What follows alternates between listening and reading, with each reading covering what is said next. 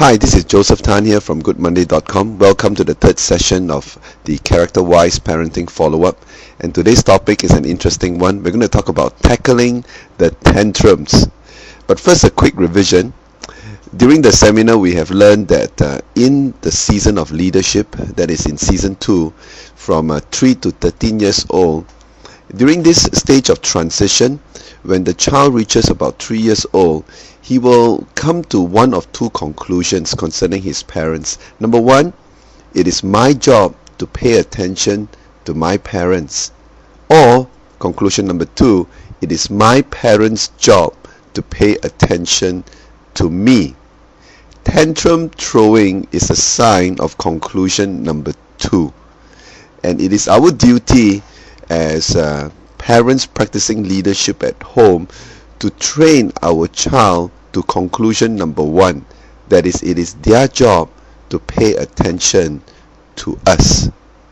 As we all know, season 1 is a wonderful season for the one who is growing up, for the child, because the child's needs are being served. Anything they want, they have it right away.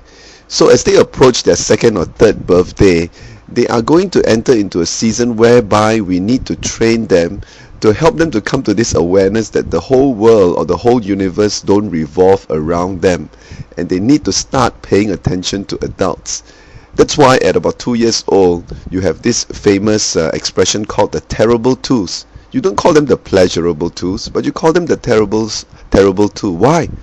Because they do not wish to be yanked out of the center of the universe. And this is the tantrum mindset. It says, I am the ruler of this universe, and I will do all I can to keep you from taking over my entitled throne.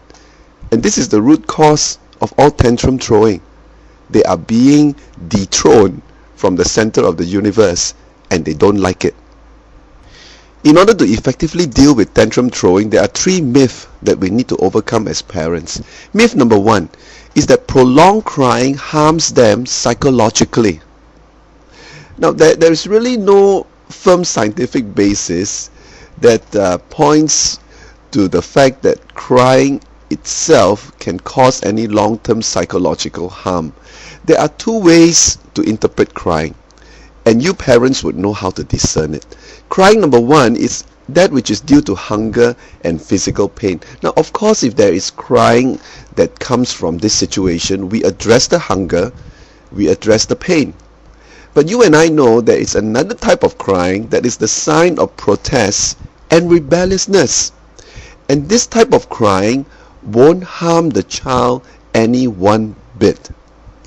Meaning, if the child starts to throw a tantrum and starts crying and starts kicking, you can actually leave them alone. Now, I have personally experienced it. If the child were to cry for even 45 minutes and an hour and you leave them alone, there is no physical harm that is going to come to them. And as the next point would show, just leaving them alone in itself is already a positive move forward. Why do we need to leave them alone? Because there is this second myth concerning tantrum throwing, that when they throw a tantrum, we must give them more attention. Oh no, if you give them more attention, this is going to make things worse, because tantrum requires an audience. The more you watch and the more you tiptoe around the child, the more of a show they are going to put up. So what do you do when the tantrum starts? Well, when the tantrum starts, the best you could do is to respond in a non-bothered, calm, and with a firm leadership attitude. Let's say if your child wants a particular toy and starts screaming for it, all you need to do is say, hey boy, I already said you cannot have the toy. If you want to throw a tantrum, let me bring you to the special tantrum throwing room. You can stay there for as long as you like. I'm going to set the kitchen timer to 15 minutes, and I'm going to come back after 15 minutes and check on you. If you are still crying, well, you are going to stay there for another 15 minutes. What do you do during the 15 minutes? Go and read your newspaper, have a cup of coffee. Take it easy. you will realize that the tantrum will not last longer than your leadership resolve. So don't give them any attention. Be firm with what you want them to do. Give them a reason, but don't reason with them.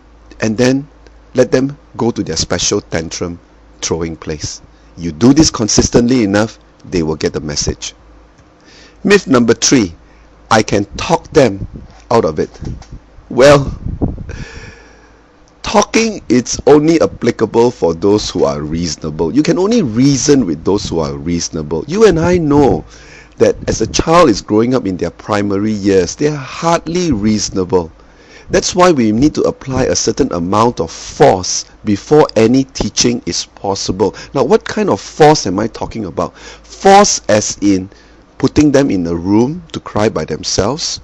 Force as in if they are hitting you, you must hold them down. Force as in giving them a controlled spanking. Force as in just leaving them alone. So you see here, before you can even start to think about talking to the child, during the early years you will be spending a lot of time applying controlled force. And when I say force, I'm not referring to physical abuse. I'm referring to handling them in a way that is firm without trying to reason with them. The reasoning and the teaching can come later when they are more calm.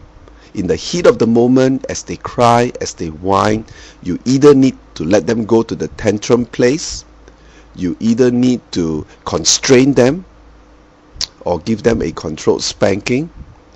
But whatever you do, the first step is to get their flesh into place, is to address that rebelliousness attitude first. And once that is under control, then you can try and talk and teach to them. Experience shows that no child ever changes their behavior just by reasoning alone. So with this tantrum mindset of the master or mistress of the universe wanting things to still revolve around them, you and I, we have a real leadership challenge on our hands. And the earlier we address and overcome this mindset, the better it is for the child and for the peace of the home. Think about it. This is Joseph Tan here from goodmonday.com.